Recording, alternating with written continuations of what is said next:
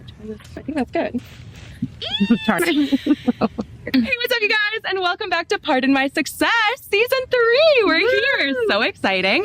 I'm here today with the incredible, amazing, beautiful, talented Amanda Williams. Bestie. She's an icon. I want you to say hi first. Hi. Okay, my name is Amanda Williams. I am a musician, singer-songwriter.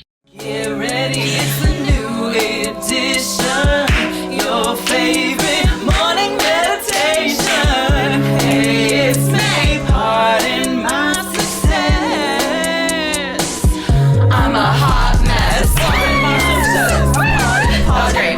We should make that the new intro.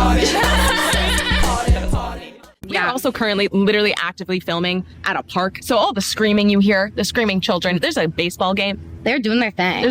Where are you from? I'm from Houston, Texas. I came out to LA in 2018 for school and just kind of stuck around. We are currently on set of my music video for my most recent song, The One, as you can see on the shirt, and there was never one there. The One. We just finished filming a cheerleading scene, which is really exciting. When does the music video come out? Hopefully early October. I'm so excited. I know, I'm so excited too. Shooting it is really fun, but I'm really excited for the shooting to be done and we can just like put it all together. Even just seeing what we shot today, like so cute, so fun. We've been working on this now. I'll also put a little snippet of The One here so you guys can hear it. It's great. I'm obsessed, staring at the phone, hoping it texts. Even though I know that we just met, I think it could be love. I don't really know you yet, but you might be the one. We love the song. But literally, my first experience with Amanda, This is funny enough, let me take you back to, I believe, my senior year of college at Boston College. Alina, who you've met on the podcast, my friend who's now in Spain, she sent me one day a song called Really Good. And she was like, you need to listen to the song. You're going to love it. And I was like, okay, because we used to share music with each other all the time. And I was like, this is incredible. Such a banger. We both memorized it, would play it to each other all the time and sing it together. Fast forward like 3 years, I'm at an In the Know event with Hailey, who went to college with Amanda, and we're all chatting. Like, we start calling her Green Dress Girl because at the time we didn't know her name. We see a vape commercial that she's in. We're like, that's super funny. You're revealing all my secrets on the podcast. Yeah, sorry, they're gonna know it all. Well, she's famous, guys. She's literally first song on the fucking list. Really good. I screamed. The scream that I scrumped was scrumpting. You're like, oh my God, it's really good. Flipped my shit. I was so excited. I called my friend in Spain. I woke her up. I was like, you need to know this. And I fucking love that song. And I'm just like, I can't believe that it was you and that we are such a small world. Yeah. Okay. How did your music career kind of start? So I have been like really into music since I was a little kid. I would be writing, like, thank you so much. I'm sure there's hair everywhere. I have been writing music since I was 5 or 6. And then when I was 9, I actually started taking drum lessons. So I'm like a 9-year-old on a drum kit. My twin sister started taking guitar lessons and we started like a little cover band. We were always covering Taylor Swift in our playroom. Like I had a whole drum kit. She had a guitar and like amps and stuff. So it was just like a really fun like thing that we did together. And then in high school, I got really into musical theater. Yeah. And that's where kind of like the vocal part of it came in. And then I, in college, got ukulele and started writing like my own stuff on the ukulele and then got into production. My first few songs I produced myself with like samples and just like different plugins and stuff.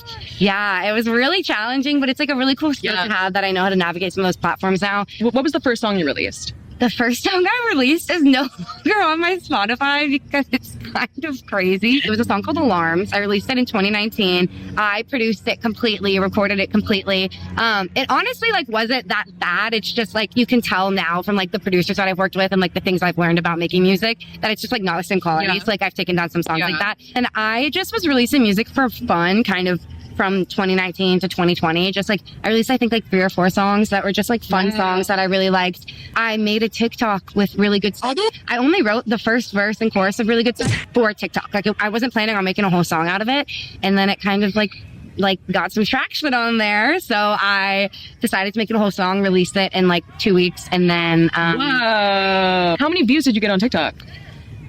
Pretty consistently. Anytime I would post with the song, I would get like anywhere between like 100,000 and 1 million views on anything with Really Good songs. My first video with Really Good songs, I think got like 400,000 views, and then consistently from there, I would be posting with it, and it was getting really good traction.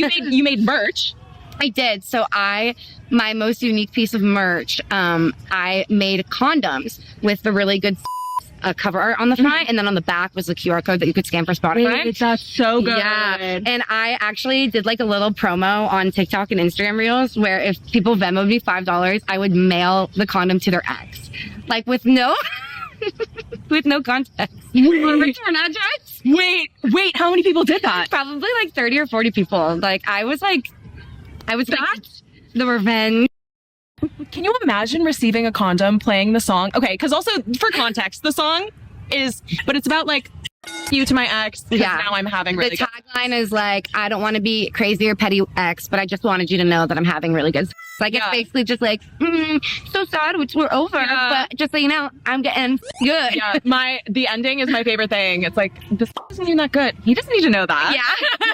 My friend Katie and I were joking about it, and she was like, "What if we put that in the song?" And I was like, "I think that would be hilarious." It's my favorite part. It's really such a good outro. I'm really proud of it. It's very clever and It's really very like clever. very fun. I think like I really like enjoy that it's like raunchy without being too like because it's like visual or like No, it's like I'm definitely really proud of it. so annoying. How did your parents feel about that?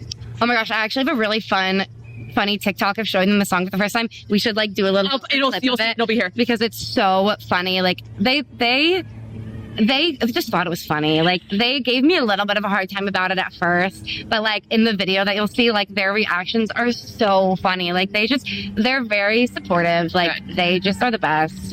Yeah, I love them. My mom actually like she is an incredible singer and like she got like a partial scholarship to go to school for music, but she couldn't afford like even the partial scholarship. So she went to community college instead and became a nurse. So like making music and working on that and stuff, sometimes just it feels like I'm like, she gave me the opportunity to do like what she didn't get to do, which is really cool. Stop, that's so cute. I know. The next song that like I remember being really big, Pretty Enough. Or not Pretty Enough. Yeah. Or Just a Number. No. Or pretty enough, probably. Is it? Yeah, it is Pretty Enough. Because that was a TikTok that blew up. Yeah, Pretty Enough blew up I too. think I That was saw like in that the on millions. TikTok before I met you. Because I think I said that to Hailey too, and she literally said, "You seem like somebody whose For You page that would come up on." I said, "What?" I was like, "Damn." She's like, "No, not because of that." I was like, sure, Like, okay, sure. But I love that song. I love it too. I went through a phase with, it was Pretty Enough, Crybaby, and Just a Number, where it was these 3 songs that I just released, where it was a ukulele track and my vocals. But yeah, I wrote Pretty Enough in a moment of anger, seeing someone and we were hooking up and they started like dating somebody else. But it was like that feeling of like, oh, I guess I'm like good enough to, but not like to be with in like a relationship. The difference between like really good songs is like that part can be so celebrated and you can be so positive, but like there's also a side where it's like when you want something more with somebody, it's like, oh, this isn't like I wanted more than that. But I love that song. I think it was like very raw and vulnerable and just like it really encapsulated like one like fleeting feeling. The next one that did really well was Just a Number, which was also like really raw and about just like, you know, like your body changes as you grow up and like kind of coming to terms with like, okay, maybe my clothes don't fit the same as they used to. Maybe like I know it's just a number. Like I can tell myself it's just a number, but like at the same time, like you're still trying to break years and years of like habitual thinking. Yeah. That one was kind of hard because there is a line in that song that says like, I blame Tumblr in the year 2013 and my mother for as long as I can remember talking shit about her body. And I like played it for my mom before I released it. And that was like really open up a conversation for us to have where I was like, I don't blame you in a sense that I'm angry at you because you're a victim as well of like the societal pressures. But at the same time, it is like moving forward, especially like I was a nanny for a while. It's like the way that we as women talk about ourselves in front of other young women and young children. It's like you remember that, like that sticks with you forever. So that was really important to me as well. So what other music are we working on right now? What's going on? So my hopes and dreams that I'll release one more single this year. Kind of one that I've been sitting on actually for a few years in the fall, like later in the fall, maybe November. And then next year, I actually want to work my way up to an EP. So I want to do like 3 or 4 singles in the spring, early summer, and then release like an 8-track like album EP in July. So exciting. Yeah, I'm really excited. How many songs would you say that you have like banked right now? Like in the like lineup, done. Like they're like done. I have a ton of demos. I don't have anything completely finished, but I have a bunch of demos. Okay. Honestly, like because of like the monetary like value that goes into making music. So I tend to take things pretty like if a song is coming out, that's when I'm investing in it. But like I do have a ton of demos. I know exactly what I want on the album track list. I have all of those demos finished. It's just like now the process of like getting completed vocals and getting the production completed, mixed and mastered, album art, yada yada yada. So much goes into it. No, literally. Yeah. I know that you said you started learning how to do your own production. How did you kind of like evolve in your like musical production and creation? Yeah. You know, like how'd you make those connections? I met a producer. Her name is CJ. We should like link her Instagram or something. Shout out CJ because she is incredible. She works with a lot of other female artists, produces, vocal records, has her own artist projects. She actually reached out to me after seeing one of my TikToks or Instagram reels and wanted to like grab coffee. And that was the first producer that I think I worked with outside of like my own realm in person. I also have another producer named, I'm like shouting these out because they were like with me since the beginning. His tag is Bray Music. His name is Nolan. He produced Forgiveness. That was the first time I had somebody else produce a song for me and also mixed and mastered really good stuff. And has mixed and mastered actually most of my stuff like since we started working together. They are so talented. Like it takes a lot to like trust someone with like your music baby, like your idea baby. So they've been people that like I've worked with that are incredible. But I think it started with like social media. People would connect with you. I was with management for a while and they introduced me to some people who I'm still in touch with and still work with, which was great. How much would you say that you spend on each song? At this point, probably around $1,500. Like per song. In the beginning, and I was just producing it. It was free. Like I just recorded and produced by myself. But the production, the mixing and mastering, the cover art, like any other promotion or marketing that goes into it, that's honestly pretty cheap for like a really well-made song. But like it is a lot of money. And it's like I'm invested so much money into my music that it's like at this point, like we're just gonna keep going. Like, we're not gonna stop now. Like we're just gonna keep going. Made any money? I have. I've been very lucky to have made like some money back, but it's definitely been harder now because there hasn't been as much traction on social media. It's just like so oversaturated now. Like when my other songs went like viral-ish, it was because I was like on it at the right time. But yes, we are very excited for this music video. We've been filming all day. We've been practicing. Oh my God, tomorrow's prom. Yes. So the big finale of this music video happens at prom. And so we like rented out a rec center. We're going to make it like, we're going to decorate it all pretty. And we're just going to have like a really fun, like 6-hour hangout where it's like pretend to be a prom. Yes, and Zach's gonna be prom king. He's gonna be our prom king. We're so lucky that we did like a prom proposal for him. What other process things? Right now, not much. I just started a new job, so I've been really focused on that and on working on this music video. I think like a lot of times you get so many ideas and like we get so caught up in our day-to-day life that we like don't get to see through our creative adventures. So this has been really special for me to be able to see this through with the help of so many really awesome and incredible people. So yeah, I'll be riding this high for a minute and then hopefully working on my next single release in November. I'm so excited. Everybody go listen to The One right now and all of Amanda's other music.